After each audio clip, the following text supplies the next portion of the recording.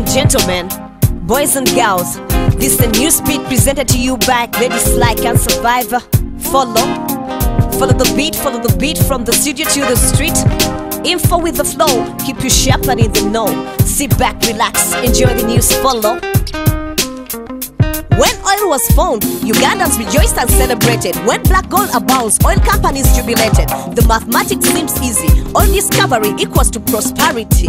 But the equation is not simple. The Democratic Republic of Congo is a good example. History has always shown that oil discovery automatically rhymes with violence and insecurity. It escalates and worsens resource-driven conflicts, as it is witnessed in the Congo Eastern District. When oil is found in a badly defined border, you better be good friends with your immediate neighbor. Oil in Lake Albert will be shared with Uganda, and in the west in the DRC must deal with Angola. Since 2003, Lake Albert has been the source of violence in Ituri and a reason for Uganda to tighten its border security. Fueled by macho accusation and rebel infiltration. The resource curse is a hard reality. People who live above the ridges are uprooted and left in the ditches. In the African oil-producing countries, income per citizen has significantly decreased. Yet countries with no oil have seen their economies grow. In other words, oil does not mean a cent unless you happen to be part of the 1%. The International Criminal Court of Justice was founded in July 2002 under the Rome Statute to combat war crimes and crimes against humanity and to bring about an end to global impunity. The ICC has 122 member countries. With 34 members, Africa has the most signatories. But the accusation of ICC's bias on Africa was fueled by the prosecution of President Uhuru Kenyatta. For the 2007 post-election violence, African leaders condemned the prosecution of their sitting presidents. A number of African members of this institution are contemplating withdrawal from its jurisdiction. A collective withdrawal of African member states would undermine the ability of the court to fulfill its mandate.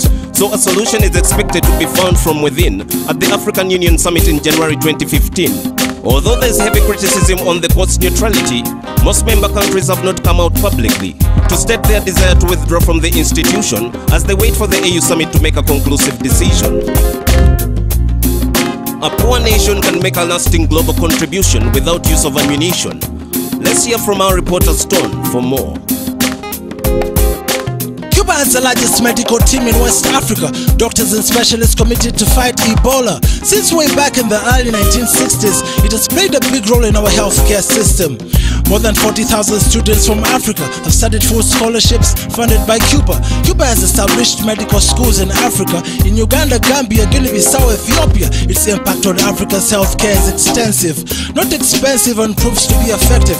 Doctors are tending to the people where they live, counseling and treating health problems people have. There's a doctor per square block in Cuba, which means 170 citizens per doctor. It has the highest patient-doctor ratio in the world, an achievement that the state-run system can afford. Doctors get roughly $50 for a salary, but medicines available in every local pharmacy. Despite the limitations, Cuba is ahead, with a life expectancy of 78 years of age. Thank you, Stone, for that report. Burkina Faso means the land of upright people, renamed after a long hard struggle. It used to be called Upper Volta, but that changed with President Thomas Sankara, a true African hero, a revolutionary with no ego, a man with a vision, respected for his decision and his love for the nation. Thomas Sankara was also known as African Che Guevara. Both leaders fought for equal rights and social progressive agenda. Both leaders were ready to fight against oppressors and their propaganda.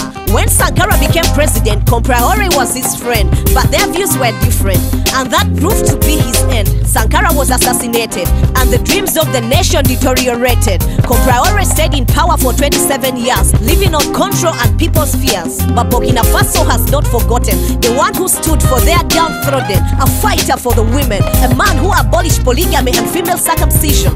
He pushed away the desert by planting trees and built communal health facilities. He refused the aid and refused the debt, redistributing the land to all. He became too much of a threat. Time has now gone, but his idea lives on. Thomas Sankara, the African Che Guevara, still remains a jewel of Africa.